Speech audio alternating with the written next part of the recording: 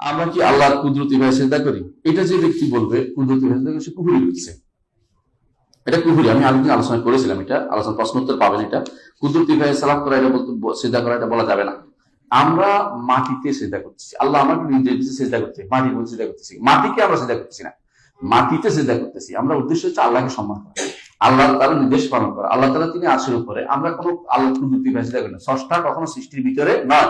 যে ব্যক্তি মনে করবে স্রষ্টা সৃষ্টির ভিতরে, সে কাফের। তার নামাজও হয় না, রোজা হয় না, কিছু হয় না, তার কোনো কিছু তার সাথে সম্পর্ক রক্ষা করা যাবে না, তার স্ত্রীও তালাক হয়ে যাবে অটোমেটিকলি। স্রষ্টা সৃষ্টির বাইরে, এটা সব যতক্ষণ পর্যন্ত বিশ্বাস না করবে, তার এই আকীদা শুদ্ধ হয় নাই। তার আকীদা শুদ্ধ হলে যত কিছুই করুক না কেন, আলেম বলে বিবেচিত হইতে পারে না।